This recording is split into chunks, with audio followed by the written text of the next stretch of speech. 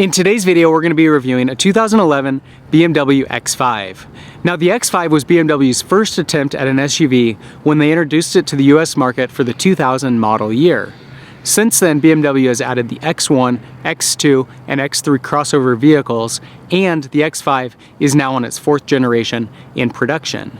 The 2011 model of the X5 falls within the second generation version of the X5, which was produced from 2007 to 2013. They also did a minor refresh for the 2011 model year, which included updates to the front and rear bumper and the front and rear taillights. The X5 was one of the first premium SUVs introduced to the market, following just a few years after the Mercedes ML Class. And when it was introduced, it really set a new paradigm for what an SUV could be, taking incredible styling and performance and putting it into a package that also offered the functionality of an SUV. And it really kind of opened the doors to a whole new market of premium SUVs, with many competitors coming to follow in the years since then. The 2011 model year brought a number of new safety options on the X5, including lane departure warning that vibrates the steering wheel when the vehicle detects that the motorist is veering from the travel lane, using cameras that are mounted on the side of the vehicle. It also came with a new 360-degree top-down camera view package, which I'll get into when I show you the interior of the vehicle. And in addition to that, it had adaptive cruise control, which could bring the vehicle to a complete stop if needed. When BMW came out with the first generation of the X5 for the 2000 model year, I think that it was the most attractive SUV that had ever been designed or built. And they really kind of set the bar at that point. With this incredible SUV that, challenged all of the convention of what SUVs had ever been in the past. And then when they came out with the second generation of the X5, somehow they improved the appearance and took it to a whole new level. And in my mind, the second generation of the X5 really perfects the intent of the original design. And while I look back at those and still have fond memories of them, compared to the second generation, they look dated and they don't have the same beautiful appearance that the second generation does. And even looking forward to the third and fourth generations of the X5, for me personally, this second generation really just offers the complete package and the best appearance of the four generations. Now, one of the things that I really like about the X5 is that given that it's a sport focused vehicle, it's really focused on the performance and being a sporty SUV alternative to many of the other more utilitarian SUVs on the market. It has this really aggressive styling where it's almost like the tendons and muscles of the vehicle are bulging out and it's just kind of roaring to go. And you can see that with, the way that the running boards bulge out from the vehicle, and there's bulges on the hood, and just kind of some of the creases along the edge of the vehicle, the front bumper, everything is just kind of very toned and just kind of has that look of a really fit athlete, just flexing their muscles. And I love that about the X5, that it just takes a utilitarian vehicle and gives it this really high-end sporty appearance at the same level as what you would get from a sports sedan from BMW. And I feel like a lot of times with some of these SUVs that are on the market, they kind of take whatever design language they had on some of their smaller cars and they just sort of inflate it, and it's just kind of a bulging version of what you got on those. And I don't think the X5 is that, even though it carries a lot of the same design cues from other vehicles in the BMW lineup.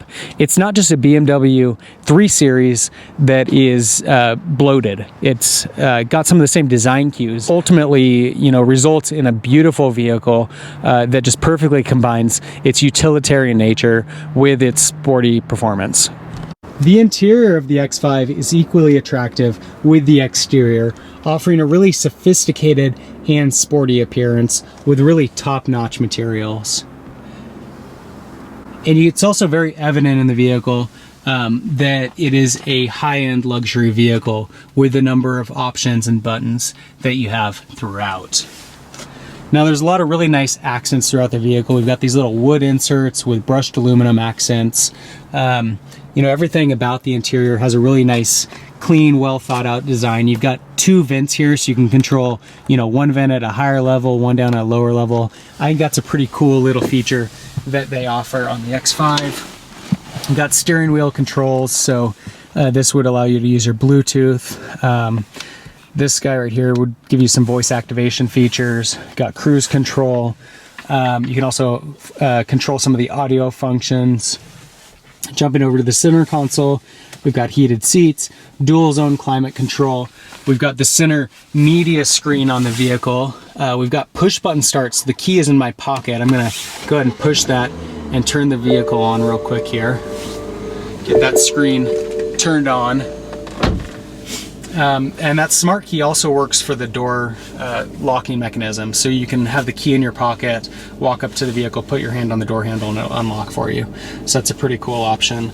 Another feature that the X5 has is BMW's xDrive infotainment system. So this little knob here and the center screen allow you to control all of these functions. So we've got media, the radio, telephone navigation, and then vehicle settings in addition to that.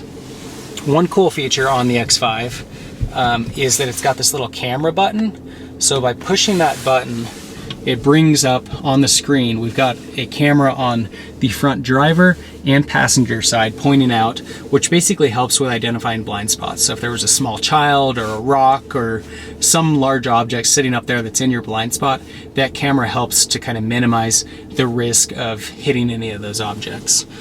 In addition to that, BMW's got this unique shifter here.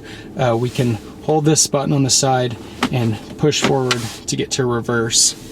In addition to that, we get the rear camera, and then our passenger mirror tilts down so that you can see the sidewalk. So it's kind of a cool feature. And then we can put it back into drive. That mirror goes back up to normal. And then to put the vehicle back into park, you just push this park button here, puts it into park.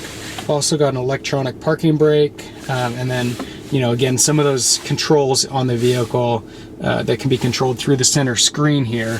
There's push buttons that give you a little bit quicker access, so to get to CD or Bluetooth or any of that. We've also got parking sensors, so this allows you to turn those on or off.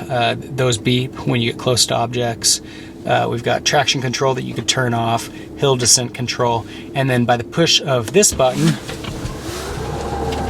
the rear hatch on the vehicle will open up. So, you know, lots of features throughout the vehicle, really high quality, premium appearance throughout, no doubt. We'll go ahead and turn the vehicle back off and take a jump into the middle row. So in the middle row here, equally luxurious to what you see in the front. Down here we've got heated seats for both of the side passengers. It's actually tri-climate control because we've got control in the front, and then the middle row can control their temperature settings as well as the fan speed. So that's a pretty cool little setting. Plenty of legroom and headroom in the vehicle. I am 5 foot 10 inches, and you can see that I can fit just fine. This seat is set where I would want it for driving the vehicle. So there's plenty of space. And then the other cool thing about the X5 is that this middle row has the ability to recline. So by pushing this button here, you can recline that seat back, give you a little bit more in the way of adjusting those settings for those middle row passengers. By pulling this lever here, gives us access to the third row of the X5, where you can see the seats are pretty thin and small. Now I'm gonna jump back in here again and give you an idea of what it would really be like if you're planning on using these third row seats for any, you know, real purpose. So to get, oh man, that's a tight fit. To get in, this is how I have to sit. So not real optimal for your average passenger. Now, if you're a really small child, elementary school age maybe, it might work, but it's not somewhere you'd want to spend much time, whether you're small or 5'10", like myself. With that said, BMW did go to the trouble of offering these little vents here to offer climate control for the third row passengers. So while they may be short on legroom, at least they've got the ability to control those temperature settings. Another cool feature on the second row is that it's got built-in shades for those passengers. So really cool feature, and again, just one of those things that sets this apart as a true luxury vehicle. Now, jumping back into the rear of the vehicle, you can see that storage space is a little bit slim with those third row seats in use. Likely that you're not going to be using those real frequently, and so by the push of this button, those lay down flat and give you quite a bit of cargo capacity. So when you're just using the middle row seats, you got plenty of space in there. Those middle row seats also fold down so that you can get additional cargo capacity if needed. Now, one cool thing about the X5 is that it's got this unique tailgate that is split. So you've got basically this tailgate here that can fold down, gives you a tailgate like a pickup. But in general, you can leave that up and say you're going grocery shopping and you got both seats folded down, got all your objects in here. You get home after driving from the store and things have tended to settle, move around a little bit. A lot of times you open up your rear hatch and those will tumble out. With this setup, it's pretty cool because that keeps things contained in here so that you can open the rear hatch and not risk things falling out. So it's a pretty cool feature of the X5. And then we've got the push button for that rear hatch, which is standard on the X5. All X5s come with standard all-wheel drive, which BMW calls xDrive, and a number of engine options that correspond with the vehicle name. BMW's naming schemes across their lineup, and including the X5, can be very confusing, and they change often, which makes it really difficult to search for one if you're looking on a platform like Craigslist, unless you're looking for a specific variant.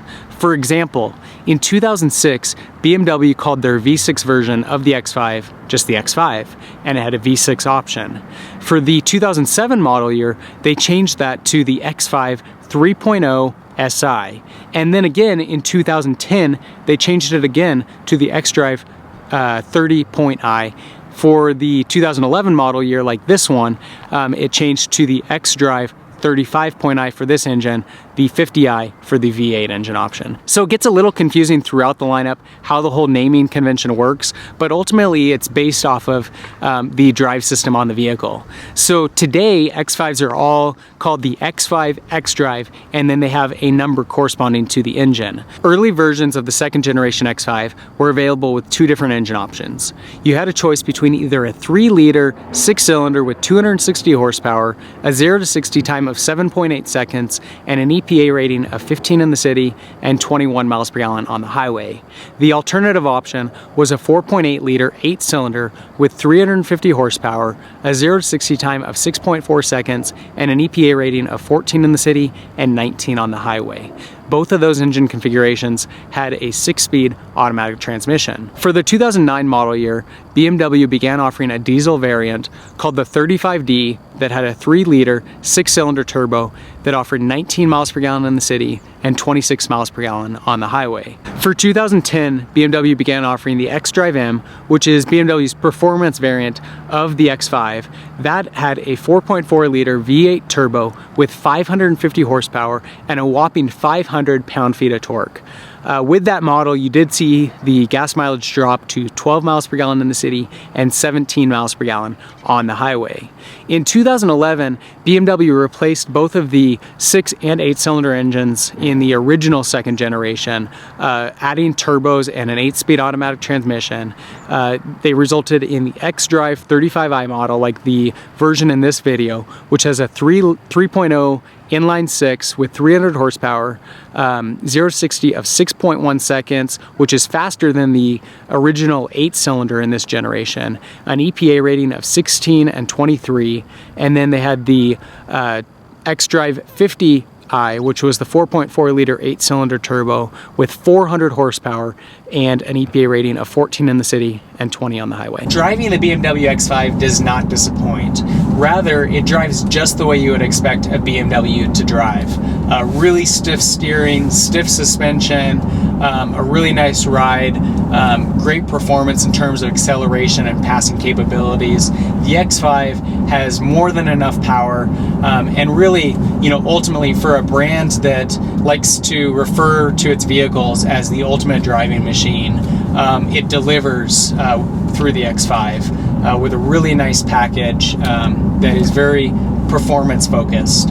There's no doubt when driving this vehicle that it was designed for the motor enthusiast, and with that, it offers really superb driving characteristics. The steering, I would say, is probably the thing that I'm most impressed with in the vehicle. And I would guess that a non-motoring enthusiast may not appreciate it as much. They may feel that it's a little bit too stiff and a little bit too hard to steer. But in my opinion, it offers a really nice, stiff, precise connection with the road. And, you know, in conjunction with that, you can really feel through the steering how good the handling is on this car. You know, there's just a really good connection between the vehicle and the road, and that nice firm steering really enhances the driving experience. Driving the X5, you could almost mistake it for a sports sedan. It's that good in terms of handling and just driving characteristics. It really doesn't feel like you're driving a large SUV. Which is great because you're getting the best of both worlds in that sense. You're getting a vehicle that offers really top-notch performance, but you're also getting the utility of an SUV. The other thing is that this 6-cylinder turbo on the 2011 model is a great engine. I would definitely recommend that if you're in the market for an X5 second generation model, spend the extra money and get a 2011 or newer version so that you're getting that turbo. You're getting better gas mileage and better performance. And what's really impressive is that, as I mentioned before, the 0 to 60 time on this 6-cylinder is better than what you got on the 8-cylinder of the early versions of the second generation. So really nice overall package. Nothing to complain about in terms of performance or drivability inside of the X5. It's really a top-notch motoring enthusiast vehicle. The base price of the X5 was between $46,000 and $55,000, depending on the engine option, but with options, the vehicle could quickly soar past the $60,000 mark. So that's a review of the 2011 BMW X5.